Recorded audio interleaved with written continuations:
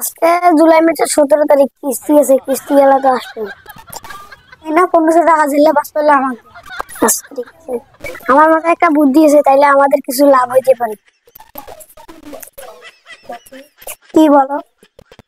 তুমি আজকে এখানে মানে আপাতত মরার মতো শুয়ে থাকবা, আর আমি অমনি আসবে, আমি কাঁদবো, আর আমি বলবো আমার স্বামী মারা গেছে, আজকে কিস্তি দিতে পারবো না। বুদ্ধিটা আমার ভালো, কিন্তু ওরা চালাক, ওরা চালাক হইতে পারে। ওরা তো শুধু হাসি দেখি দেখি যাবে, আর আমাদের কিছু দিয়ে দিয়ে যাবে। ঠিক আছে, আচ্ছা ঠিক আছে, আমি টাকাগুলো রাখি দিই, তুমি কাজে যাও।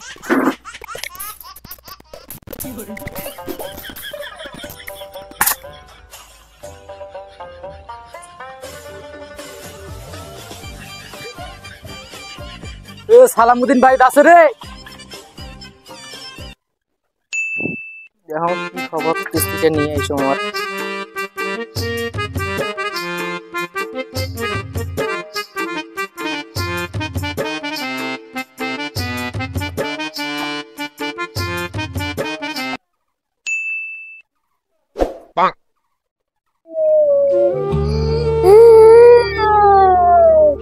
মোর স্বামীর কি দোষ হলে কিস্তি দিবে, যে এই কিস্তির জন্য মোর স্বামীকে মারা গেছে।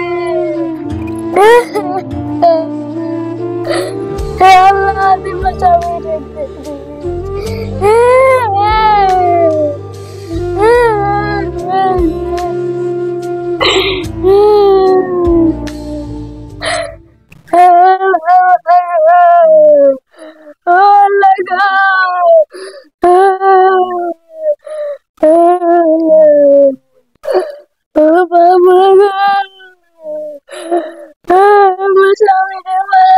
কিস্তি দিবে যে।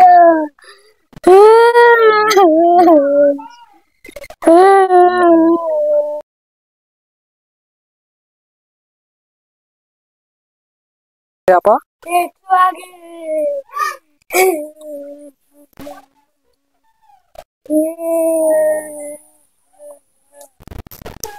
আমার টাকা না দিয়ে মারা গেলে কত ভালো কাম হইলো হয়।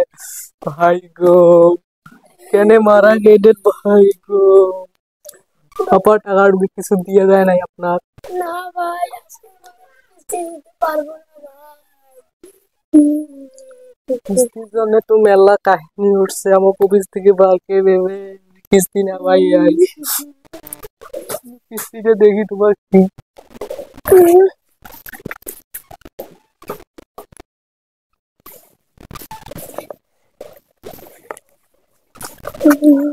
দেখুন কয় মাসের কিস্তি বাকি আছে, বইটা না তো তোমার।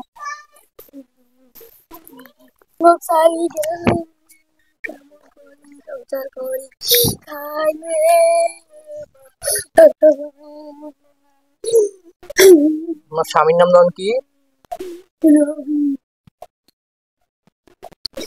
তো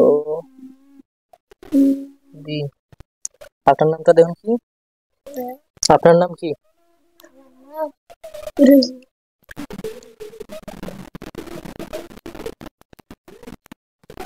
মরিনা, গ্রাম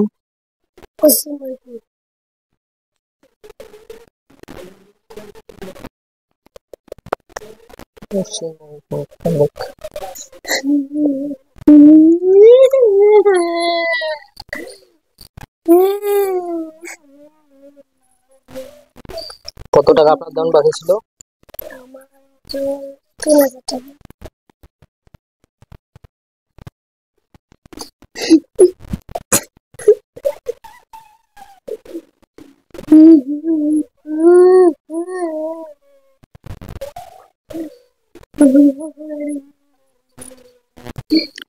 আপনার আজকে থেকে সব টাকা শোধ।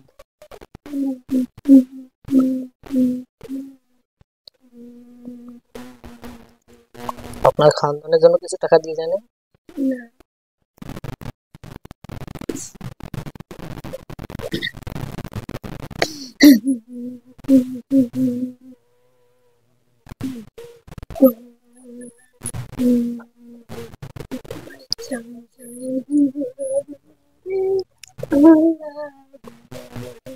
আজকে আজকে থেকে তাহলে তো আপনি মানে শ্বশুর শাশুড়ি তো নেই কেউ মনে হয়।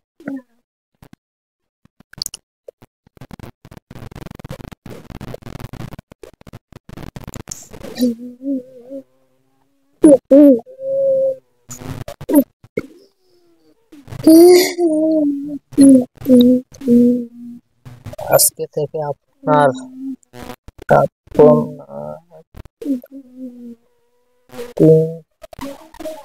3,000 টাকা স্বামী স্বামী মৃত্যু কারণে সব টাকা পরিশোধ পরিশোধ পরিশোধ করে দেওয়া হয়ে গেছে।